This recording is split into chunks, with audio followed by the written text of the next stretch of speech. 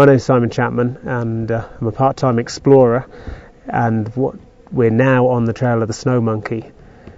A lot has happened since the last time I was on film. We've travelled up the Nujiang River valley, which is a really fast, turbulent river that flows between these canyon walls, and we've got higher and higher and higher.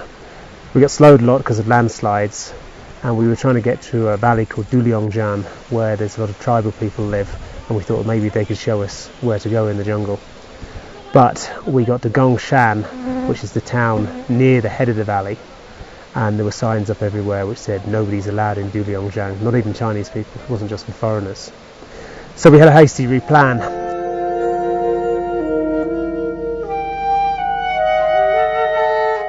Looked at a map that I found on the web, and it showed there were groups of snow monkeys which live over by the top end of the Mekong River, which here is called the Lancang.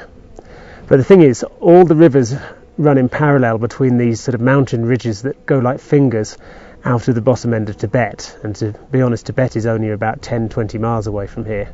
So the roads run alongside the rivers, and to actually get to the Lancang, the Mekong River, we have to climb over the below mountain range, which is going to take about 3 days. And then we'll get to another road, and that will then get us onto where we can find these snub-nosed monkeys. So right now, this shot of me here is in an alpine meadow at about 4,000 metres altitude. We've been climbing. There are bits of pine forest here. This is sort of forest where the snow monkeys live, but the knowledge we've been told is that they're not here. There's other types of monkeys here, macaques, that we have to carry on down into the next valley, then up probably over the next mountain again.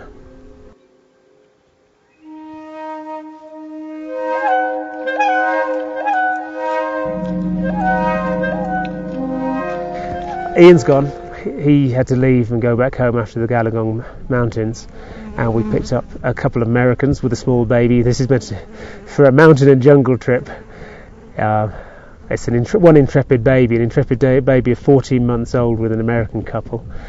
We've also got various Chinese porters and muleteers, and we've got 2 horses.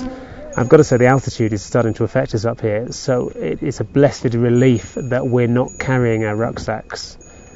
Apart from Paul, the American guy, who's got his little baby Juniper, who's in the rucksack. The rest of us are travelling light. But even so, we're heaving for lungfuls of air each time we're going up.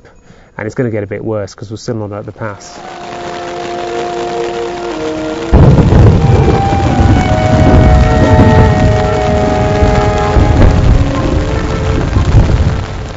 That I walked really fast with one of the porters. He met up with another group of guys with horses, and I took off with them. And then I thought, I'll just wait for the others. But the other guy said, there's 2 paths. So I waited, and I thought, oh my God, everyone's gone on the other path.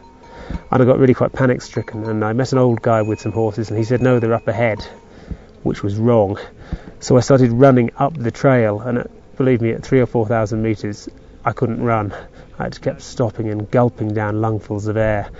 And so I got quite panic-stricken. I met a group of, I presume they were Tibetans, or at least they didn't understand a word of my basic Chinese, and they just said, further.